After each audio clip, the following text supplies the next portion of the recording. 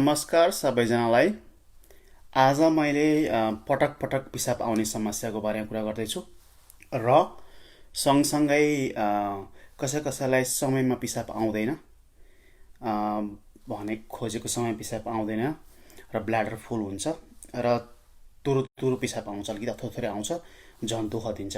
त्यो पनि दुइटै कम्बाइन गरेर कुरा गर्छु र आज दुई भाग हुन्छ यो। आज पहिलो भाग हो। पहिलो भागमा कति समेट्न सक्छु अनि बाँकी रहेको भोलि 8 बजे बिहान प्रेजेन्ट गर्छु। राइट, थोरै ढिलो भयो, आज अलिक चाँडै आउनु पर्ने थियो, सरी फर द्याट। सुरु गर्नुभन्दा अगाडि मैले एउटा केही पिक्चर देखाउँछु सधैँ चाहिँ। यो युरिनरी ट्र्याक इन्फेक्सनमा पनि मैले कुरो गरेको थिएँ, तपाईँहरूलाई याद छ होला।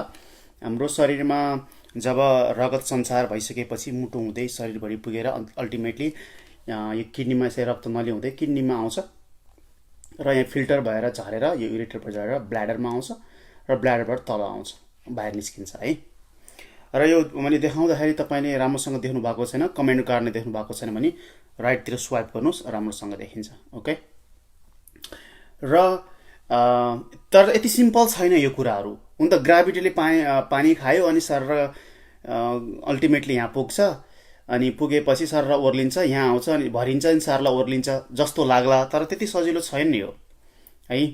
ती प्रक्रियाहरू धेरै हुन्छन्। ती प्रक्रियाहरूमा समस्या भएर नै ती धेरै पिसाब लाग्ने वा भनेको समय पिसाब नहुने समस्याहरू हुन्छन्। मैले तिनीहरूलाई तीन भागमा विभाजन गर्ने प्रयास गरेको छु। आज अलिक पछितिर भन्छु।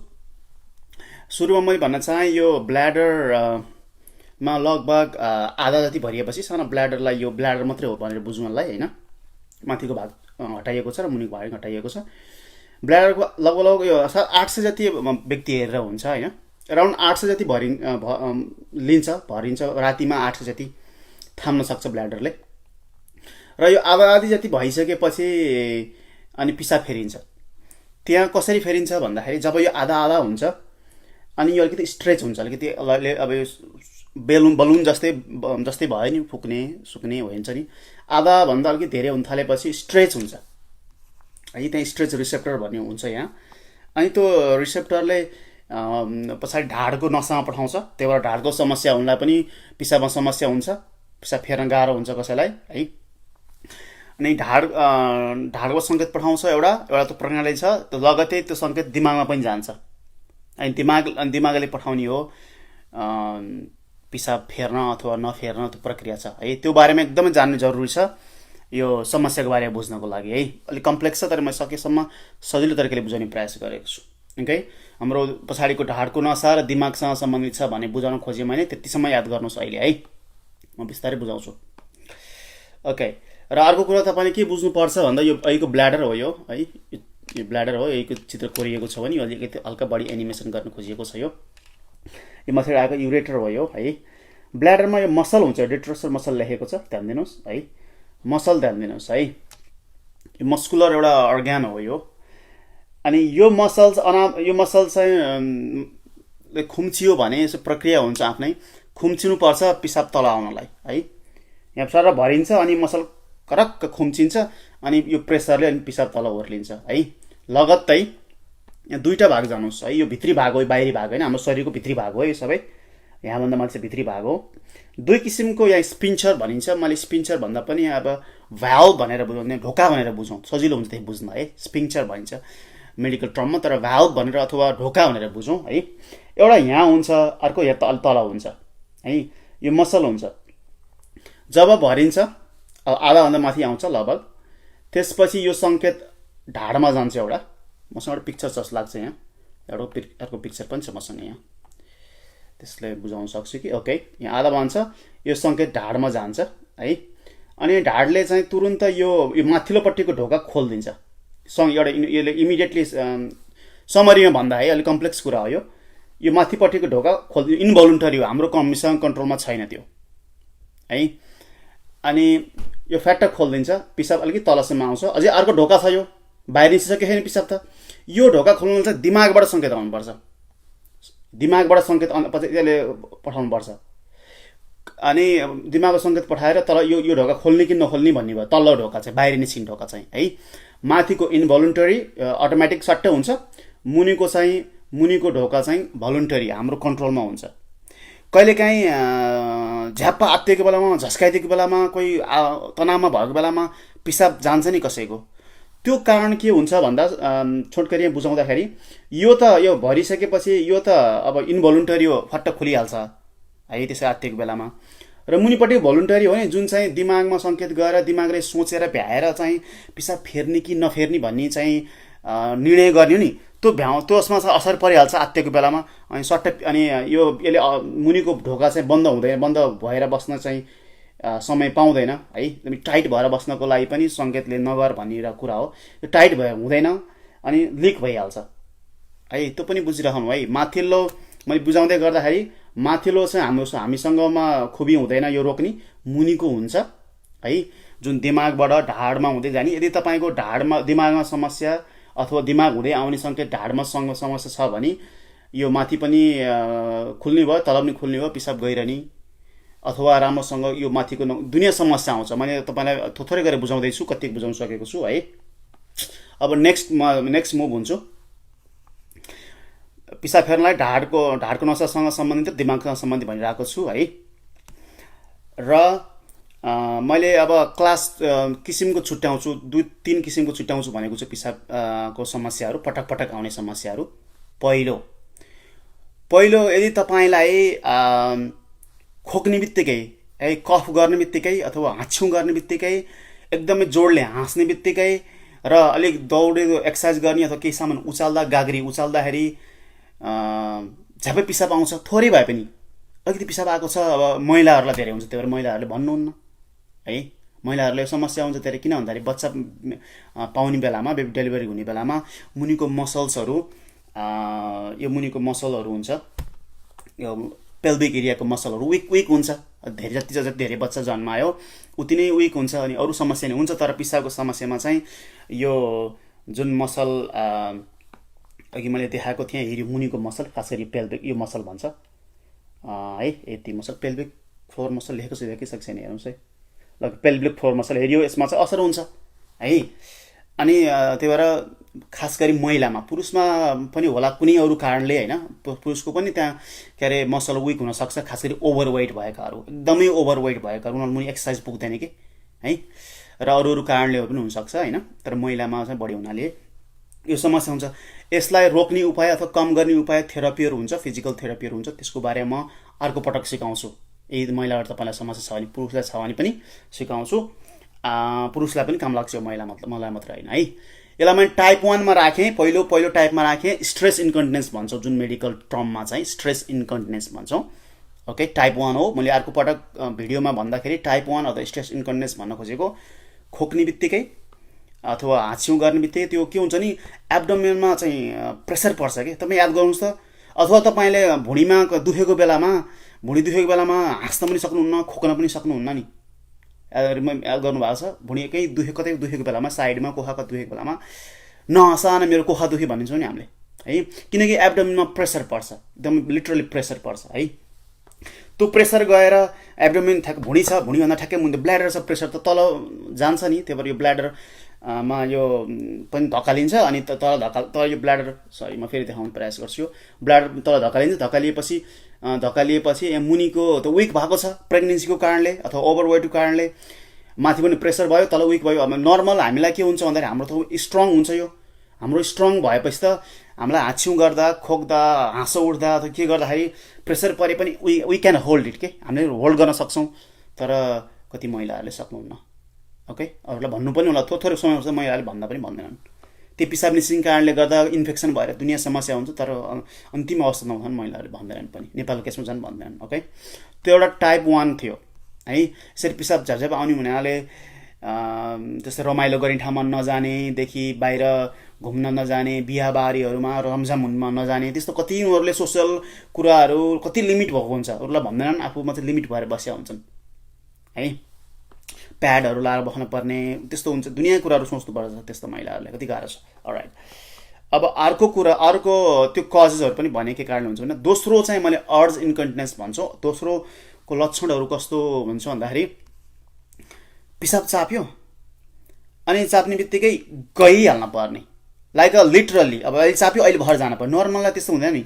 अहिले पिसाब एकदमै जान मन लागेको छ भने कति पानी खाएको छ डिपेन्ड त हुन्छ, केही मिनट त कुर्न सकिन्छ नि, 2 मिनट 1 मिनट 2 मिनट 5 मिनट, कसैले 20-30 मिनट कुर्न सक्लान्, कतिको चाहिँ ब्ल्याडर फुल्छ। आधाभन्दा माथि भरिएपछि जान मन लाग्छ, दिमागमा सङ्केत पुग्छ भनेको थिएँ मैले, होइन। तर यो टाइपको दोस्रो टाइप भनेको छु है, सम्झिनुहोस्।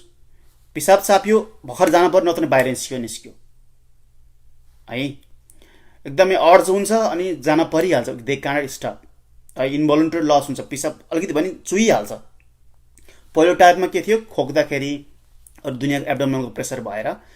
यो चाहिँ यसमा के हुन्छ भन्दा मैले मसल देखाएको थिएँ, याद गर्नुहोस् भनेको थिएँ मैले। अच्छा, यो डेट्रुसर मसल, यो मसल लेयर भनेको थिएँ, यो ब्ल्याडरको है मसल लेयर भनेको थिएँ।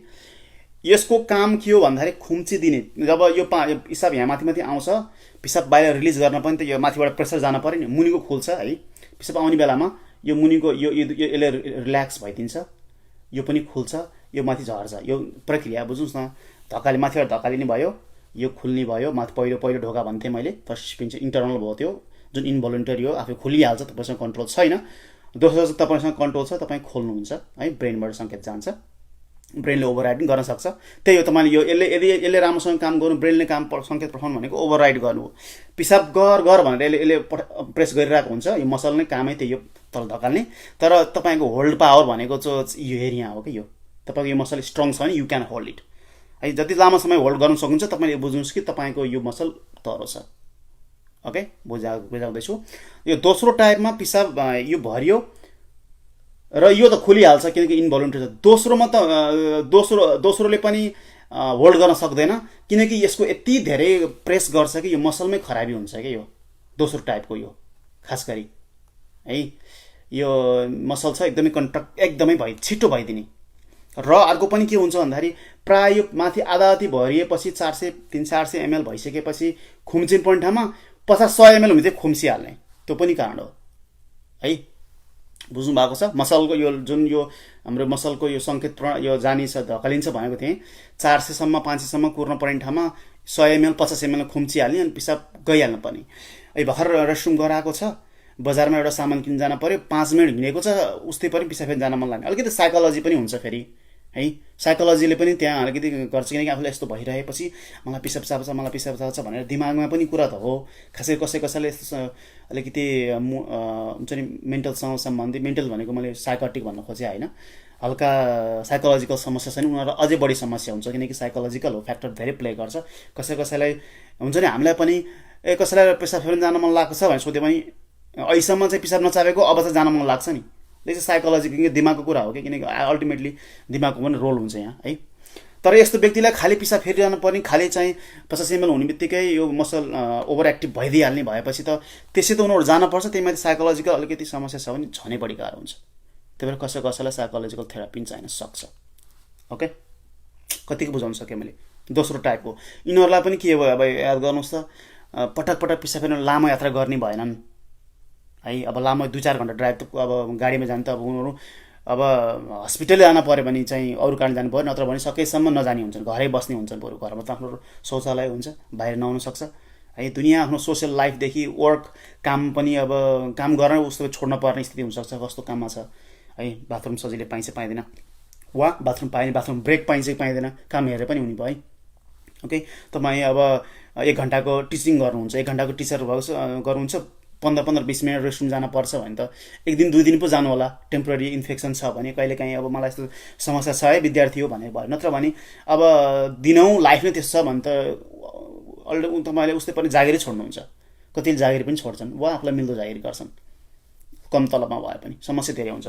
र यो दोस्रो टाइपमा रातिमा किनकि यो होल्ड यो 50 ml आउने 100 ml हुने बित्तिकै यो मसल कन्ट्र्याक्ट भइदिनु हुनाले पिसाब त रातिमा पनि हुने भयो क्या। फेरि यो रातिमा पनि पिसाब फेर्नु उठ्न पनि भइरहेको हुन्छ है, लिक भएर गइरहेर।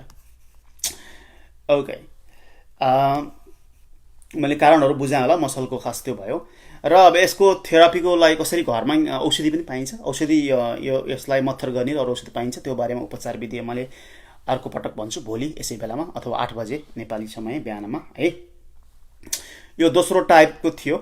र तेस्रो टाइपमा म भनिदिइहाल्छु, तेस्रो टाइप लाई ओभरफ्लो इन्कन्टिनेन्स भन्छौँ। तेस्रो टाइपकोमा पुरुषलाई धेरैलाई हुन्छ, महिलालाई पनि हुन्छ हुन त। ओभरफ्लो भन्छौँ हामीले, अघिल्लो अर्ज भन्छौँ, अर्ज हुने बित्तिकै जाइ गइहाल्न पर्ने भएर अर्ज भन्छौँ, अथवा ओभर एक्टिभ ब्ल्याडर भन्ने चलन छ आजकल है। तपाईँ युएस क्यानाडामा हुनुहुन्छ भने प्रायः विज्ञापन देख्नुभयो होला टिभीहरूमा, ओभर एक्टिभ ब्ल्याडर टिभीमा आइरहेको हुन्छ, पिक्चर महिला, खास महिलालाई देखाउँछ प्रायः त्यहाँ। अब मैले भन्न खोजेको पुरुषलाई धेरै हुन्छ ओभरफ्लो अथवा डिस्टेन्डेड ब्ल्याडर भएको भयो नि है। मसँग पिक्चर छ कि छैन? ओके, नभए म यही पिक्चर प्रयोग गर्न सक्छु मैले। यो तेस्रो टाइपमा याद गर्नुहोस्, पिसाब भरिन्छ 400 ml भएपछि, अनुमान मैले एभरेजमा गर्दा 400 ml भएपछि यो कन्ट्र्याक्ट भएर यो पिसाब तल धकाल्नु पर्थ्यो हो। 400 ml आधा भएपछि धकाल्नु पर्थ्यो, अनि यो खुल्नु पर्थ्यो, मुनिको ढोका, माथिको त अल्टिमेटली आफै खुलिहाल्छ होइन। तर यसमा के भइन्छ भन्दाखेरि आइदर ढाडको समस्याको कारणले, कसैको ढाडको नसा सङ्केत त माथिबाट आउने भयो नि, नसा च्यापिएको कारणले, अथवा कोही जन्मजातै अब स्पिना बाफिडा भन्ने समस्या, ढाडको नसाको सम्बन्धी हुन्छ समस्या, त्यस्तो कारणले सङ्केत नगएर, वा पुरुषलाई भन्दाखेरि प्रोस्टेटको समस्या, कसैलाई प्रोस्टेट बढेको छ नि, मैले आज प्रोस्टेटको पिक्चर यहाँ रहेछ आजमा चित्र है। यसरी यो प्रोस्टेट छ नि, यो पुरुषमा हुन्छ, महिला हुँदैन है प्रोस्टेट। यो प्रोस्टेट बिच हुँदै यो नली जाने हो होइन। यदि प्रोस्टेटमा सुन्निएको छ, टेम्पोररी इन्फेक्सन भएर केही कारणले, वा यो कोषहरू बढेको छ भने यो च्यापिन्छ, कोषहरू बढेपछि त यो स्पेस लिमिटेड हुन्छ क्या, प्रोस्टेटको क्याप्सुल जस्तै हुन्छ, टक्क बाहिर जान झ्याप्पै बाहिर जाँदैन, कोष बढ्यो भने भित्र चाहिँ धकालिने हो कि। यसरी भित्र धकालेपछि के हो, त्यो पाइप त बिचबाट गएको छ, यो त पाइप त खुम्चिने भयो कि, अथवा स्मुथ हुने भएन, यो खुम्चिने भएपछि ब्याकफ्लो हुने भयो, त्यही कारणले इन्फेक्सन हुन्छ भने मैले अघिल्लो भिडियोमा भनेको थिएँ। र यहाँ के भयो भने पिसाब ब्याकफ्लो हुन्छ, अथवा पिसाब फेरि एकदमै गाह्रो, सोझै नझरेर एकदमै क्रुकेट भएको हुनाले प्रोस्टेटको सुन्निएको अथवा ठुलो भएको, बेनाइन प्रोस्टेटिक हाइपरप्लेजिया भएकोहरूलाई पिसाब फेर्न अति नै मेहनत गर्नुपर्ने, थोरै चुइने हुन्छ। र अरू ट्युमरहरू यहाँ भयो, के अड्कियो, अथवा स्टोन, किडनी स्टोन छ भने, किडनी स्टोन त मैले किडनीको माथि चित्र भएन, यहाँ सुरुमा पिक्चरमा छ, म देखाउँछु।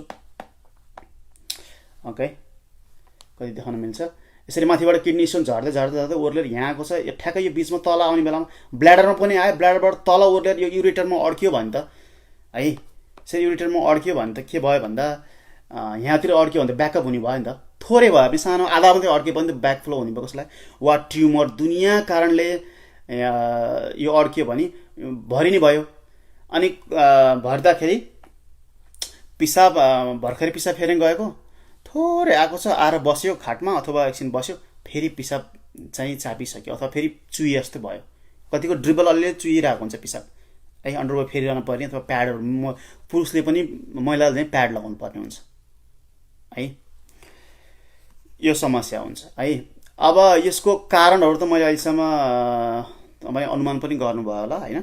एउटा अघि त्यो यो मसल छ नि, यो जुन चाहिँ खुम्चिनु पर्छ नि, जो पिसाब भरिएपछि यो खुम्चिँदैन, विक हुँदै जान्छ विभिन्न कारणले, कतिको कारणै थाहा हुँदैन है। यो राम्रोसँग खुम्चिँदैन, प्रेस नभएपछि त पिसाब आउने भने फोर्स, त यसले फोर्स एप्लाई गर्ने हो, एउटा त्यो भयो। अर्को त यो अब्स्ट्रक्सनको कारणले भयो होइन।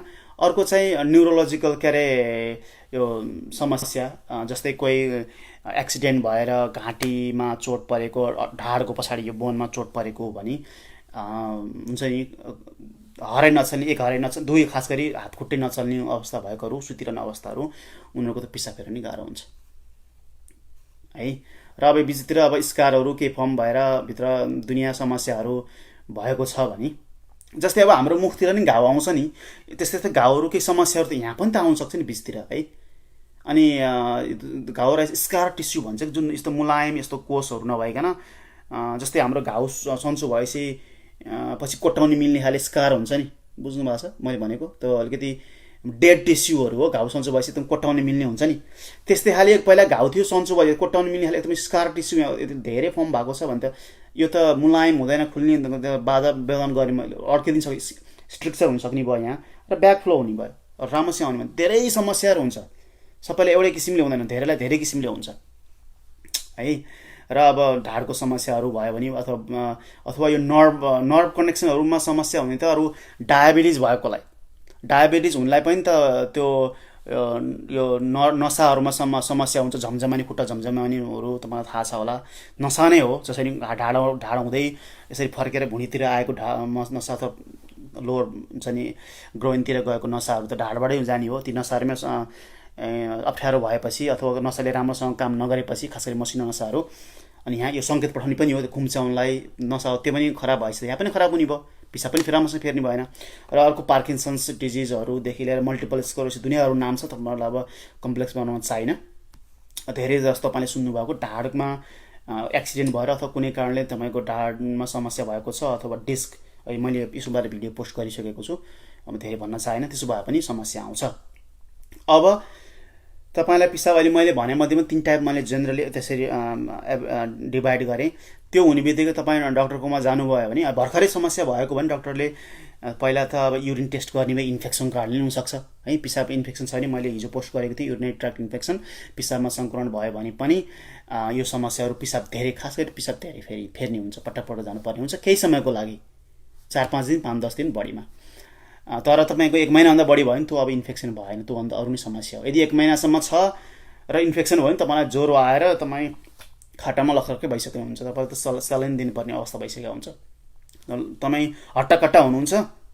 1 महिनाभन्दा बढी भइसक्यो भने तपाईँको अब त इन्फेक्सन होइन भने जान्दा हुन्छ है। लगभग चाहिँ अनुमान त्यही गर्दा हुन्छ। त्यही पनि ब्लड टेस्टहरू पनि गर्छन्, अरू केही कारण छ कि भनेर। त्यसपछि अब सरस्वती टेस्टहरू गर्ने भने, खास गरी बिरामीले भनेको यस्तो हुन्छ है मा लक्षण, जस्तै म खोक्छु अथवा यस्तो सामान उचाल्ने बित्तिकै मलाई पिसाब थोरै चुइन्छ भन्ने बित्तिकै के भयो, टाइप 1 है। टाइप 1मा के भन्थेँ मैले, स्ट्रेच इन्कन्टिनेन्स भनेको थिएँ होइन। र कसैको चाहिँ पिसाब फेर्ने मन लाग्छ, फेर्ने बित्तिकै मैले 1 सेकेन्ड पनि कुर्न सक्दिनँ, 1 मिनट पनि कुर्न सक्दिनँ, मेरो चुइहाल्छ भन्नुभयो भने त्यो टाइप 2 भयो। त्यो अर्ज इन्कन्टिनेन्स, अर्ज हुने बित्तिकै जानु पर्यो। र अर्को तपाईँ के भन्नुहुन्छ, आउनुभयो अनि पिसाब थोरै चुइन्छ, पिसाब फेर्ने गएर राम्रोसँग गर्न सक्दिनँ, कहिले पिसाब आएको पनि थाहा हुँदैन, चुइएपछि म थाहा पाउँछु, अथवा ब्ल्याडर एकदमै डिस्टेन्ट भएको, एकदमै ब्ल्याडर पनि फुल भयो जस्तो महसुस हुन्छ भन्नुभयो भने त्यो ओभरफ्लो अथवा डिस्टेन्डेड ब्ल्याडर जस्तो भयो है। त्यत्तिको भरमा पनि धेरै पत्ता लगाउन सकिन्छ। तैपनि अब त्यो अल्ट्रासाउन्ड गरेर ब्ल्याडर स्क्यानिङ भइन्छ, बकाइदा ब्ल्याडर स्क्यान गरेर के अरे पिसाब फेरेर आएपछि अझै पनि त्यो ब्ल्याडरमा कति पिसाब छ, मैले यसरी देखाइरहेको छु तर स्क्रिनमा देखाइरहन्छ, सरी, अनुमान गर्न सकिन्छ होइन। क्याथेटर लगाएर गर्न सकिन्छ, कहिले काहीँ अल्ट्रासाउन्ड गर्नुपर्ने हुन्छ। पहिला नर्मलबाट गर्ने अल्ट्रासाउन्ड गर्ने होइन, सिम्पलबाट सुरु गरेर जाने, त्यसले पत्ता लगाउन सकेन भने गएर अब सिस्टोस्कोपी भन्छौँ। सिस्टोस्कोपी तपाईँलाई मैले अस्ति पिक्चर देखाएको थिएँ, भित्रै गएर बकाइदा यसरी ट्युब गएर भित्रै गएर तपाईँ पिक्चरमा मजासँग भित्र कस्तो स्ट्रक्चर छ के छ भने हेर्दै माथिसम्म ब्ल्याडरसम्म पुगेर के छ सबै भित्रपट्टि, खास गरी अब कुनै ट्युमरहरू छ कि कोषहरू बढेको छ कि केही छ कि भनेर हेर्न मिल्छ है। सिस्टोस्कोपी गर्नुपर्ने, डक्टरले यस्तो गर्नुपर्छ भनेर पनि भन्छन् होइन। कसै भएन भने त्यसले पनि भएन भने त सिटी स्क्यान गर्न पर्ने हो कि अर्को आइबिपी भन्ने हुन्छ, इन्ट्राभेनस पाइलोग्राम भनिन्छ, त्यो किडनीसम्मै माथि खराब भएको छ कि भनेर इन्ट्राभेनस पाइलोग्रामको चित्र पनि छ जस्तो लाग्छ मलाई है। यसरी पुरै एक्सरे जस्तै पुरा डाई पटेर नसाबाट एउटा औषधि दिएर अनि शरीरभरि फिजाएपछि नै एक्सरे लिएर किडनीमा, माथि किडनी हो यो, किडनीमा के खराबी छ कि अथवा यो ओर्लिनीमा केही खराबी छ कि अथवा यो ब्ल्याडर हो, ब्ल्याडरमा के खराबी छ भनेर हेर्नुपर्ने हुन्छ। ओके, मैले आज यतिमै रोकेँ। 3 टाइपको मैले भने। तपाईँले अब अर्को पटक मैले भिडियो पोस्ट गर्दाखेरि मलाई कुन टाइपको होला भनेर अनुमान गर्नु पर्यो है। र अर्कोमा कसरी प्रिभेन्ट गर्ने, यो समस्या हुनै नदिने कसरी के गर्ने, भयो भने औषधि उपचार के छ र घरमा के गर्नुपर्छ तपाईँले भन्ने कुरो म अर्को भिडियोमा राख्छु। कृपया यो भिडियो सेयर गरिदिनु होला, अरूलाई काम लाग्न सक्छ, तपाईँलाई काम नलागे पनि। र भोलिको भिडियो हेर्न चाहिँ वेट गर्नु होला। Alright, see you all, see you next time.